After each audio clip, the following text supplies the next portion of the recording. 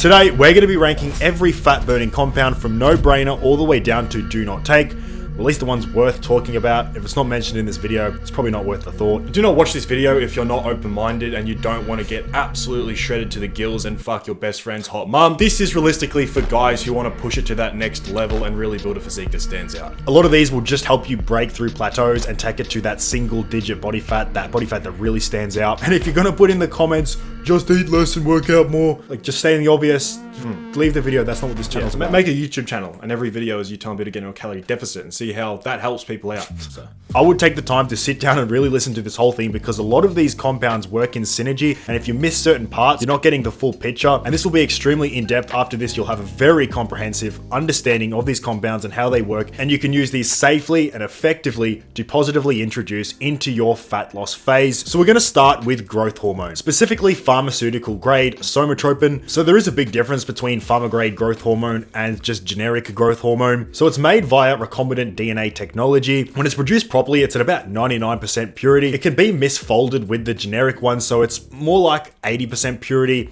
can't be as sterile sometimes. And in the real world, anecdotally, and in the bodybuilding community, the consensus is it's about 60 to 70% as active. So if it's advertised as 12 IUs, you're realistically getting the response of about 8 IUs. So obviously the first thing that human growth hormone is going to do is release IGF-1, which helps with the preservation of lean muscle mass. But more importantly for fat loss, it's going to help with lipolysis. So it's essentially the release of free fatty acids from your triglycerides. So whenever you hear some of these compounds increasing lipolysis, essentially just see it as you're freeing up your body fat to be used as energy. And we'll get into how other compounds can work in synergy with this effect, like fat oxidation, but growth hormone will increase lipolysis, which frees up those free fatty acids. In terms of ranking it from no-brainer to do not take, it is very expensive, especially if you are getting it pharma grade. It will break the bank, and for that reason, there's not many people that are going to use it specifically for fat loss. This is more common when you look at high-level bodybuilders who have the finances. So for fat loss, for most people, I would have to say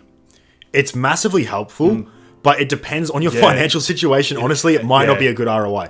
If you're already stacked up, you have like infinite amount of money to put into this stuff, it's a great ROI. If you don't have money, it's probably not worth it. There's better bang for your buck options, but I have to put it into massively helpful because in an anabolic environment, it's like a no-brainer compound. Next, we have Yohimbine HCL. So this is an oral supplement. So I know in America, you can just order this from Amazon. I tried to get it in Australia. Apparently it's illegal. I don't know why. You can just buy alcohol here, but essentially this just increases norepinephrine. Once again, this will stimulate lipolysis, but it works more synergistically with fasting because your insulin levels need to be low when you take this. So this is the perfect supplement to take before your morning fasted cardio. That's when this really shines, and that's when it frees up the most free fatty acids to be used during low to moderate intensity fasted cardio. However, this can cause a little bit of anxiety, higher heart rate. It can cause some jitteriness, and it does make you hot because you're essentially like a fat oxidation furnace when you take Yohimbine. I wouldn't say this is a no-brainer because not everyone is doing fasted cardio or training in a fasted state. In terms of like the fat loss staircase though, you should already be doing fasted cardio. You should already be implementing cardio into your fat loss journey. And if you implement Yohimbine alongside that while your insulin levels are low, it's going to be extremely helpful. Yeah, I'm going to put this into massively helpful. Next we have T3, which is very potent. This was right at danger zone of our iceberg video that we made. It's a direct thyroid hormone, which essentially increases your BMR, right? And the reason this is dangerous is because you're introducing an exogenous thyroid hormone. And when you introduce exogenous hormones, much like testosterone, when you inject it exogenously, your endogenous production gets suppressed. It's no different from T3. You will be shutting down your endogenous production of thyroid hormone. And that's why you almost have to treat it like an anabolic steroid. If you get on it, you have to taper off it, and you could suppress your thyroid hormone. So this does work amazingly, but it can be quite dangerous to use. And although T3 can be extremely dangerous, it's very effective, and that's why a lot of bodybuilders use it, and it becomes more effective when you're using stimulants, because stimulants release catecholamines, and T3 will ensure that your fat cells become more sensitive to those catecholamines from the stimulants you're taking. So if you use those synergistically together, you get insane fat burning properties. Although to put it in good ROI, I'm not sure because it is so potent and so dangerous, or it can be so dangerous. Yeah, for our audience, I don't think you guys are really going out there and competing and trying to get to 4% body fat. And it can be dangerous if you don't taper off and you just get off this stuff. You can rebound like crazy, gain a bunch of fat. Your basal metabolic rate just gets absolutely shot. So I'm going to put this into not worth it for our guys. Next, we have Retatrutide, which is a huge one. And we've been talking about it a lot recently. And if you've been watching these videos, you've been watching the tier list, and you've been wanting to get absolutely shredded, we now want to work with 10 guys,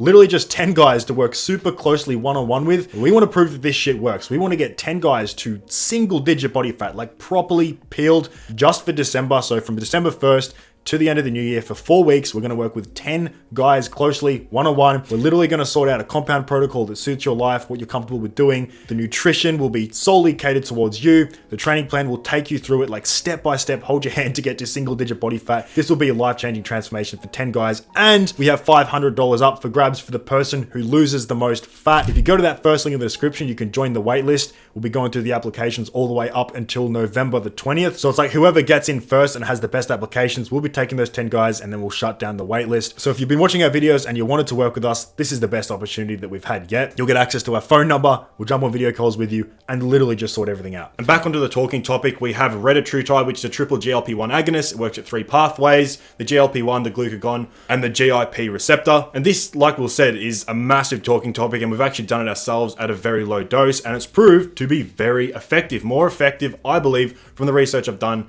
than Ozempic, and pretty much everyone will agree with that. And because it does work at the glucagon receptor, it has 2 up on Ozempic and 1 up on Tirzepatide. So it actually helps with fat oxidation and energy expenditure. So it's realistically a no-brainer when you compare it with those other 2 options. The only reason you wouldn't choose this over Tirzepatide or Ozempic is because it is on the pricier end, but I believe the price is going to go down, and they're developing things to just keep adding on to this. I heard of a new compound that's coming out soon that almost acts as like an anabolic agent as well. Although Retatrutide will help you preserve lean mass on a deficit, Tirzepatide can help with that. Ozempic simply does not help with holding on to lean mass when you lose weight. If you take Ozempic, you're just going to lose weight. If you take Retatrutide, it actually helps with that fat oxidation, so that weight you lose will actually be fat. Massive appetite suppression, it slows gastric emptying. I believe this is a no-brainer. I believe if there was one compound I would choose for fat loss, it would be Retatrutide at a clinical dose, 4 to 6 milligrams. You simply won't want to eat food, and you'll lose weight, and it will be mostly fat. So yeah, because Ozempic's all good, right? Like, you don't have the appetite, but then what happens, right? You're not getting the nutrition you need. The weight you lose could be muscle, water, everything. It's not a good look. And it does have to be mentioned before we move on, side effects. Okay, there's basically next to none. There can be some gastrointestinal discomfort, and there's not like a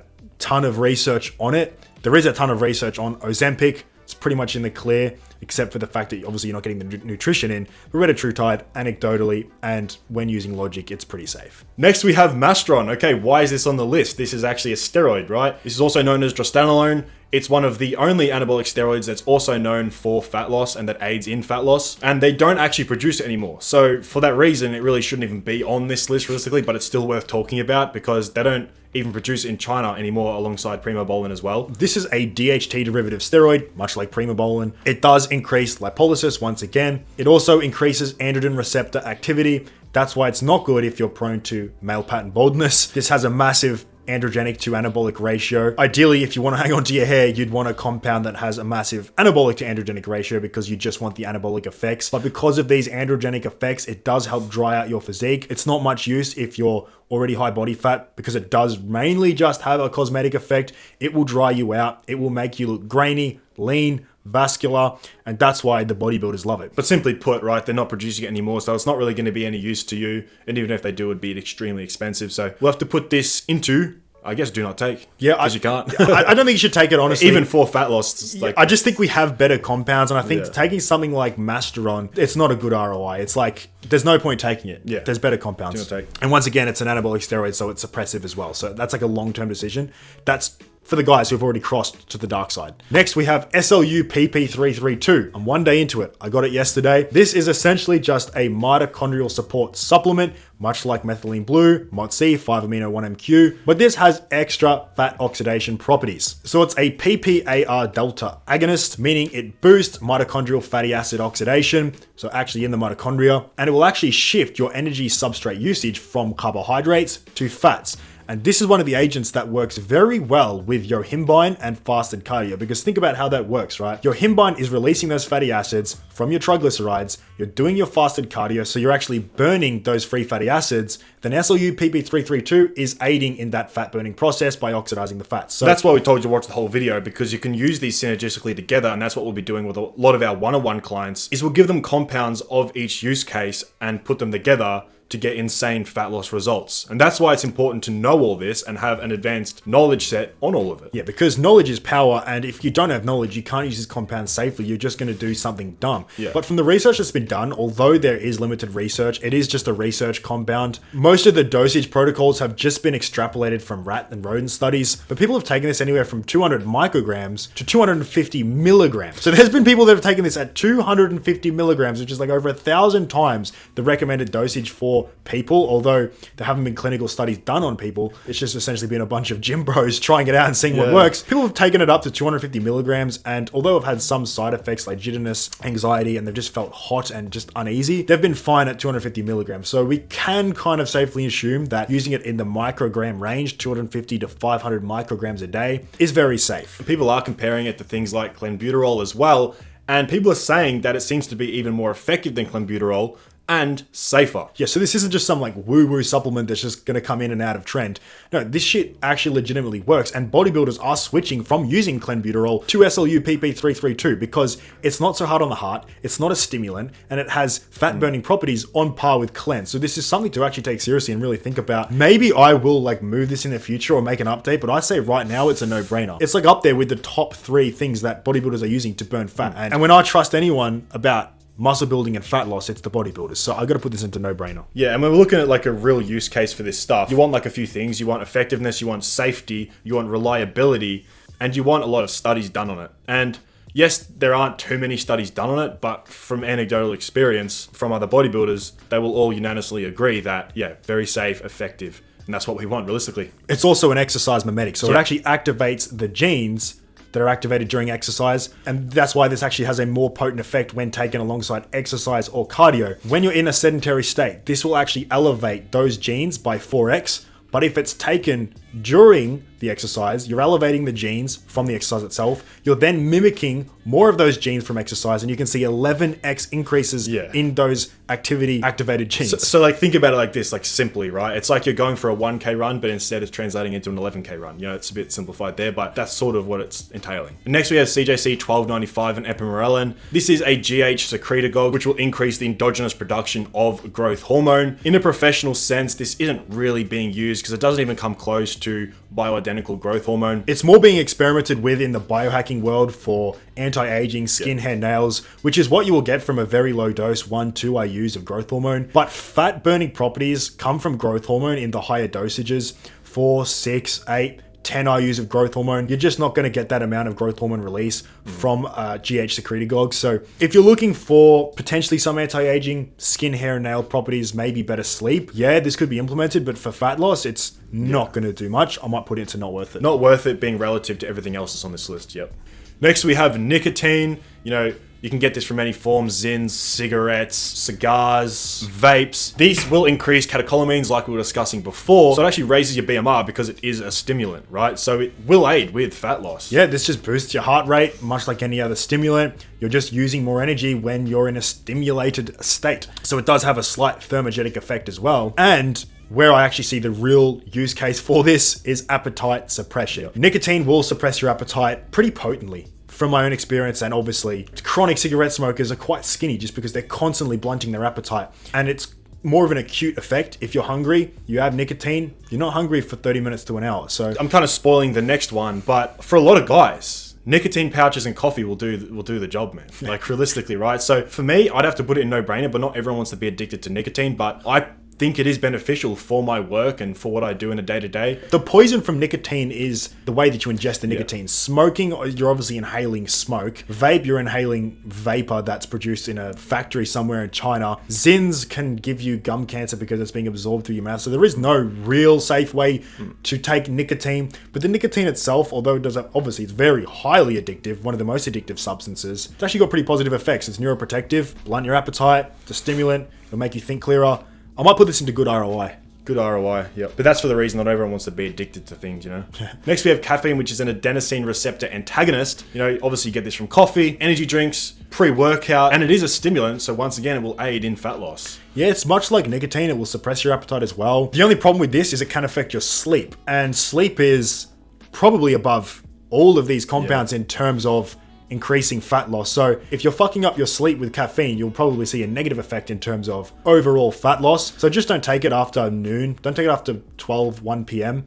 Because it's an adenosine receptor antagonist, it delays the release of adenosine. So if you're taking it late in the day, you want adenosine before you go to sleep because that's what puts you to sleep. So you're blocking that out when you're trying to fall asleep. And not only will you fall asleep later, your sleep quality will be worse. However, caffeine was responsible for the Industrial Revolution. It's responsible for what I do on a day-to-day basis. I mean, yeah, I think this is honestly a no-brainer for anyone that enjoys life. Yeah, you wouldn't be watching this tier list if caffeine wasn't a thing. Yeah. The Harley Twins channel was brought to you by Quad Shot Coffees, so I'm going to put this into massively helpful. Oh, I'm going to put it into no-brainer. No-brainer because it's so easily accessible, man. Go buy some coffee beans, go order a coffee. Coffee's awesome, man. Yeah. Coffee's the best shit in the world. What adult doesn't drink caffeine? Okay. Next, we have oral L-carnitine. So L-carnitine supplementation, you can just buy this over the counter or at a supplement shop. L-carnitine just transports long-chain fatty acids into the mitochondria, which essentially gives you more fat to use for energy. Now, the reason I separated the oral and the injection form is because they have massive differences in bioavailability. Taking it orally does next to nothing compared to injecting L-carnitine. It does work best with exercise and fasting. It's extremely safe taken, but it has probably no noticeable effect really taken orally. Yeah. I think I accidentally took L-carnitine for a bit because I had a bottle of L-carnitine laying around and I noticed nothing. Yeah, so not worth it. Yeah. I wouldn't say like don't take it, but it's just probably not worth it. Next we have Anavar, every teenage fake natty's favorite oral steroid. It is a DHT derivative, however it doesn't have that many androgenic effects. So it seemed to be relatively safe for most people, like hairline safe. It seems to be everyone's choice before they actually jump on gear. However, it should be used ideally with testosterone as a base because it's suppressive. So you'd want to take it with testosterone if you're switching to the dark side. And although it is moderately safe at low to moderate doses, it does strain your liver. Like any oral steroid, it has to be passed through the liver. So you wouldn't run this any longer than 8 weeks, realistically. However, this was used in a therapeutic sense for burn victims. And, you know, they ran it for a year straight at a therapeutic dose. But, I mean, that doesn't really say much about the recreational use of it. So this does actually increase mitochondrial activity, and it will give you noticeable effects, drying you out, making you look more shredded towards the end of a cut. This is like a no-brainer if you're on a cycle and you're cutting weight. It's like the first thing you'd choose. I would put this into good ROI. Yeah, I'd put good ROI. Next, we have Tirzepatide, or mainly known as Mounjaro. So this is a dual agonist. So it's got one up on Ozempic because it's a GLP-1 and a GIP receptor agonist. Doesn't have those glucagon effects, so it will blunt your appetite. It will increase insulin sensitivity, which we didn't mention that about Retatrutide. Retatrutide will increase insulin sensitivity, which will help you obviously use carbohydrates as fuel instead of storing it as body fat. And it slows gastric emptying. If you're in a deficit, you ideally want those extra fat oxidation properties. But if you're like overweight, all you need is the appetite suppression. That's mainly what you're looking for. If you're just like a normal guy with a normal budget, it might actually be a better option to go with Tirzepatide as you're just saving far more money. So I actually might put it into no-brainer. It's like a budget redder. Next, we have the injectable version of L-carnitine, which will be 90% more effective. It's way more bioavailable, so you can just inject it and actually get what you're paying for rather than absorbing like 10% of it. So yeah, obviously this has to go way above the oral form. I'm going to put this into massively helpful. This is almost a no-brainer, but just because it's not as potent as the things in the no-brainer tier, massively helpful. Next, we have Methylene Blue, which is literally a blue dye. Like when you take it, it will stain your insides blue. Your brain will probably be blue. If you like dissect my head, it'd be blue. This enhances the mitochondrial electron transport and it will aid in ATP production and the efficiency of that ATP. So a lot of people take this almost as a nootropic, and then after they work out, they tend to have more energy. So, you know, when you work out, your energy crashes because you use all your energy up and then you're just absolutely flatlined, you can't do any work. That's where I've found it to be useful, and that's the use case for a lot of people right now. This doesn't have the same fat oxidation properties as SLU, although it will help a little bit, and it works great in synergy with SLU and MOTS-c, which we'll get into, and other mitochondrial support supplements. This will give you more energy, especially if you're on a deficit. You're searching for energy. You know, you might feel very lethargic, and this personally has helped me just stay really alert. Yeah, this can help the SLU work better. It's not an exercise mimetic, but it's very cheap because it's just a blue dye. right? They use it in aquariums. You can find it almost anywhere. I might put it into good ROI. It's kind of like a why not kind of thing. Why wouldn't you just make your mitochondria more efficient? Well, actually, if you are using SSRIs alongside methylene blue, it can cause serotonin syndrome. So just be careful if you are using depression medication. So if you're not, I would have to put this into, I think, good ROI. Next, we have testosterone, what the world was built on, the success chemical, the godfather of all anabolics. The fat loss properties of this, although it's not a direct fat burner, it's just a bioidentical hormone, it will aid in fat loss because it's going to increase your lean mass. When you increase your lean mass, you're increasing how many calories you burn at rest. Because muscles are a pretty demanding tissue. It requires a lot of energy to use those muscles and to store those muscles and hold on to them. So you're going to burn more fat at rest when you hold more muscle as a consequence of injecting testosterone. However, it does increase ghrelin. So would you say it directly helps with fat loss because you are probably going to be eating more? It almost cancels it out. You have better nutritional partitioning though. So when you do eat carbohydrates, they're better used to actually fuel the muscle. Your protein's going to be used better. If you have terrible testosterone levels, if you're hypergonadal, your nutrients just go anywhere. They mainly just get stored as fat. Like, you're not even using the nutrients to exercise. Yeah, this is why we tell like a lot of clients, like, get your levels checked if they're really struggling and things just aren't adding up. I guarantee almost every time their testosterone's just fully crashed. Like 200 nanograms per deciliter, and everything they eat just gets used for stored fat. However, in terms of appeared leanness, this might actually inhibit that because you do get increased water retention as an effect of aromatization into estrogen. And once again, I'm looking back at Masteron. Masteron can almost act as an aromatase inhibitor. It will lower your estrogen, which can give you that dry look, which we mentioned, because you're inhibiting the estrogen to hold on to more water. There is a lot of things we would have missed, guys, in this. There's like so much to talk about. This could be a 2-hour video, so just bear with us. But you can also think about, like, are we including the cosmetic effects of some of these drugs that dry you out, you know, because that's perceived leanness, which you could argue matters just as much as actual leanness almost. Yeah, so I'm just going to put this into massively helpful. Yeah. I mean, obviously you're suppressing your natural test. We put a warning at the start of the video. I just hope you guys can please use your brain and know that we understand the side effects of all of this. We're literally just looking at this list in terms of efficacy. So if you're just looking at efficacy, massively helpful. Yeah. All right, next we have Ozempic, which I've already mentioned a few times. Once again, this only works at the GLP-1 receptor, so it's simply just going to suppress your appetite. And they do prescribe this more commonly because it's simply been out for longer. It's been researched more thoroughly, and I've seen some pretty horrific stories with Ozempic. Like, even in my own life, people that have taken Ozempic and they just look malnourished, their face gets sunken in, they're not getting the nutrients they need because they're thinking, awesome, my appetite's suppressed, I'll eat nothing, man, which is never good. So yeah, it's not going to be as good as Mounjaro, it's not going to be as good as Retatrutide, although it's been studied far more, but I think we can all use our brains collectively and just understand that, yeah, it's not going to be as good. Yeah, but I mean, it's effective. It definitely suppresses your appetite. Definitely. People lose a ton of weight. But the only problem here is we just want to make sure that that weight you're losing is coming from fat. So it's not even a fat burner. It's just going to nuke your appetite and slow down gastric emptying, which means the food just stays in there for longer, so you stay fuller for longer. But I mean, if you're actually like smart and you're keeping your nutrition good, you're eating your protein, because I think most Ozempic users are people that just have no concept of nutrition. They got fat because of that fact, and now they're just looking for some chemical solution, and so they take the Ozempic with no nutritional knowledge. They still eat what they want, but they only eat when they want. Ozempic lowers how often they want to eat, so they just look like shit. Yeah, and they often like rebound like crazy when they get off it too. Yeah, so I'm just gonna put it into not worth it. Yep. Next, we have MOTS-c, also known as mitochondrial open reading frame of the 12S-RRNA-C. Holy shit, let's just call it MOTS-c. This is once again a mitochondrial support supplement. It works synergistically with methylene blue and SLU-PP332. So it'll just increase the efficiency of mitochondria, which will both increase the efficiency of using fatty free acids for fuel and glucose utilization. This can also increase endurance and just aid in better ATP synthesis. Much like the other mitochondrial support supplements, I don't think we need to spend too long on this because the benefits of the other ones very much translate to MOTS-c as well. So this is something that will be very beneficial to add to your mitochondrial support supplement stack, and you use these all together to give yourself some pretty good fat loss properties. Yeah, these mitochondrial support supplements are not steroids, by the way. I mean, I just know there's heaps of misconception. Even people think like Retatrutide is like, is it a steroid? No.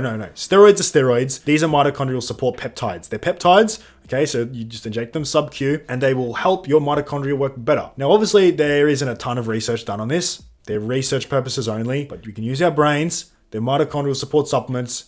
They're healthy for you. They help your mitochondria work better. Your body works better when you take mitochondrial support supplements, so I would say it's a good ROI. Yeah. Next, we have Cardarine, which is kind of classified as a SARM. It's not actually technically a SARM. It's another PPAR agonist. So this, like some of the other compounds, increases fatty acid oxidation. So you have lipolysis, which frees up those fatty acids. Now you're oxidizing them and using them for energy. So this will also switch your energy use from carbohydrates more towards fats. And the main benefit of Cardarine anecdotally has been endurance. Endurance athletes love Cardarine. So instead of being able to lift heavier, you'll be able to lift more reps. You know, if you actually have like muscle fatigue, it wasn't the strength that made you stop a set. This can increase that endurance a lot more. Even in terms of cardio endurance, this also increases mitochondrial biogenesis, which aids in better energy production. And because this does shift your body from using carbs to fats more, this would be kind of beneficial on keto. It can actually also improve your lipid profile and your insulin sensitivity. And once again, it's best taken in a fasted state, you know, doing your fasted cardio. So I'd say this is pretty useful in a fat loss sense. Yeah, I mean, this is pretty commonly used by athletes or bodybuilders, recreational enthusiasts.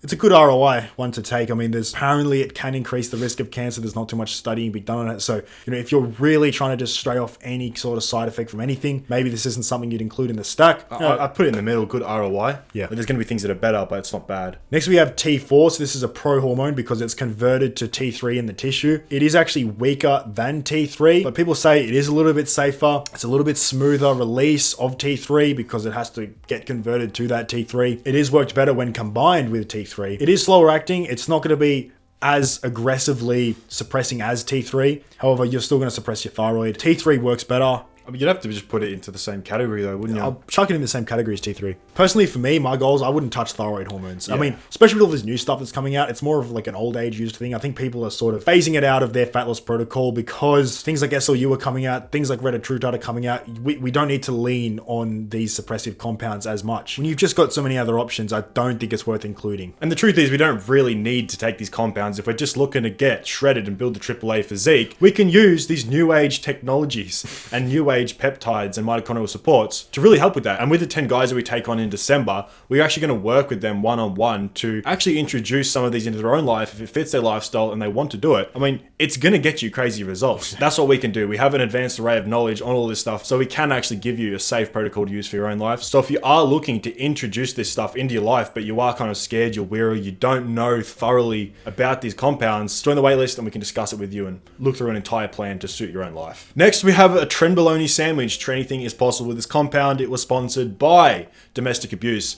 Man, this is a terrible compound, but it works so well. Yeah, there is nothing that will, from what I've heard, change your body composition like Tren. Most bodybuilders on stage will take this towards the end of a prep. It's not something you take during an off season or long term whatsoever. It is just like a rebound or an ex from the past that you phone up and have a great time with. So no, I do not take this. Yeah, this is one of the only compounds that'll cross the blood-brain barrier, so it'll actually affect your brain and how you interact on a day-to-day basis. Like, fuck that shit. Insomnia, neurotoxicity, hepatotoxicity. Do not take this shit, boys. You don't need it. Just get on some Reddit, boys. That's not even just fear-mongering. It's generally just a terrible ROI fucking compound. Back to the safe side of things. 5-amino-1-MQ. This is another mitochondrial support supplement. This is an NMNT inhibitor, so it increases NAD plus availability. This will also increase mitochondrial function, obviously. Improved energy and fat oxidation. You get the lipolysis, you get the fat oxidation. We have a great time. I've gone over this mitochondrial stuff 5 times, so I might put this into good ROI.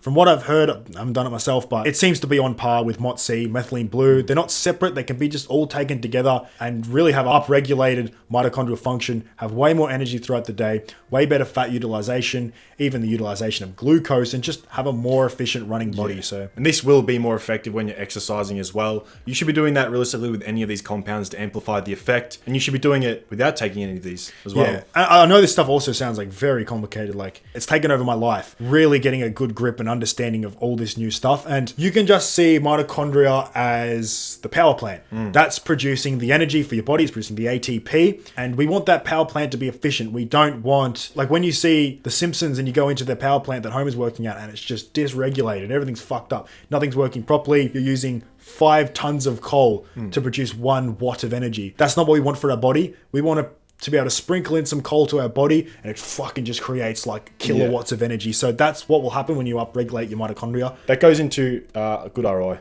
Next we have Clenbuterol. This is old school stimulant, massive thermogenic effects. Your body turns into a furnace on this stuff. Fat oxidation properties, once again, it will just speed up your heart rate like nothing else. And that's why it's very dangerous, because, you know, there are theories out there that we just have an amount of heartbeats, and that set amount is our lifespan. So the quicker your heart is beating on average throughout your life, the quicker you're going to die. So we want to keep our heart rate low, and we want to keep our blood pressure low. Clenbuterol is not conducive to this at all. However, obviously when your heart's beating faster, you're burning more calories. Yeah, I just think in comparison to the rest of these compounds, you don't need to take it this far. You don't need to be just a human furnace. And that's why a lot of bodybuilders and athletes are swapping it out with these new compounds now. So for that very reason, using it in the big 25, would you say? Because, I mean, it's going to work. It's do not take. It's do not take. It's very dangerous, and there's just not really any reason to take it. I mean, maybe we've jumped ship too quick. Everyone's jumped to the SLU train so quickly. Everyone's saying SLU is the new Clen, but just it's not as dangerous. But who knows? Maybe we'll come back to Clen.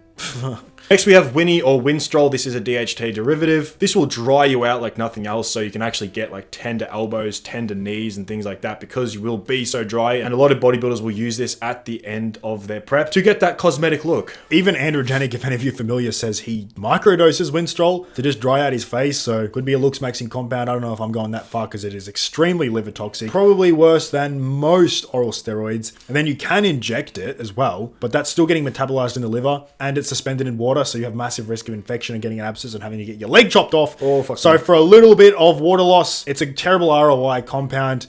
It's pretty old school. It is going to give you an insane cosmetic look though, like nothing else will. So I guess it's not worth it. Can increase fat oxidation, but do not take. You don't take. No, don't take. Winnie's honestly up there with Tren in terms of like how fucked it is. Full send steroid. Finally, we have Testosterone. I'm going to be honest, I'm not massively familiar with this. All I know is it will suppress your appetite. It will increase thermogenesis. It's a triple reuptake inhibitor. It'll actually boost energy expenditure via the central nervous system as well. But from what I've heard anecdotally, it's not that effective. It really isn't. It's mostly experimental, much like, you know, a bunch of these other compounds. Not worth it or do not take. We don't really know enough about it to definitively put it in a tier, but if we don't know enough about it, I guess we can't tell you to take it. So all I've heard is it's not worth it. Yeah, so don't take it. For an experimental compound, you'd want to hope it works, and apparently it doesn't. So right, so that's the list, and now we are going to see if we want to reorder any of these. Okay, so I might actually put nicotine up. Yeah, that was the first thing I was looking at. Put nicotine up a slot. It's massively helpful, man. Because if we're thinking about real use case, like actually in the real world, nicotine's like, it's a staple. I mean, obviously it's addictive. Not everyone's going to want to include nicotine. Yeah, it's so easy to do.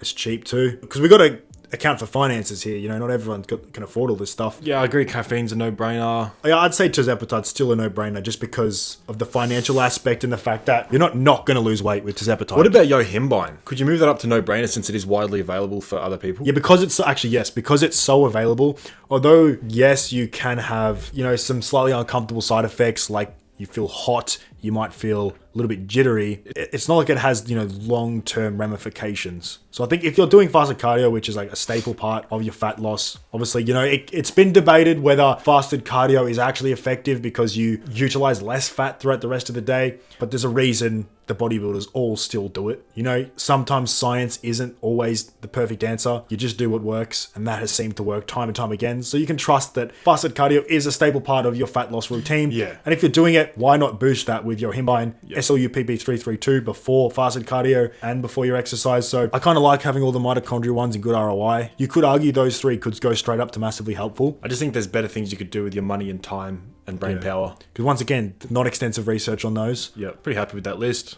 So now I just want to build like a quick little protocol just to finish off. If you guys made it this far, you deserve to know what the fuck should you take if you're going to take something, you know? I believe, you know, some of you guys don't need this at all. You just need to learn how to eat less and move more. Like that's 90% of it. That's 90% of it. This is more for guys that have hit a plateau, losing weight extremely slow, or want to get very lean. Because yes, obviously metabolic adaptation is massively overblown. It doesn't actually adapt that far, but yes, your metabolism can very much adapt to 2000 calories and you're stuck at 10%. you can't physically eat any less, you lack energy and things like that. Now we can utilize fat burners to really get below 8%, 7% body fat. And hold on to muscle. Just take you to that next level. Like things you couldn't realistically do naturally, quote unquote. Yeah, because this is pushing it past that. So obviously Reta would be the staple for appetite suppression, 100%. Insulin sensitivity. You got Nick Walker taking Reta even on a bulk because of just how healthy it is. Although it's expensive, I'd include that. I'd do SLU PP332 for fat oxidation. I'd be doing the Yohimbine before my fasted cardio for that lipolysis to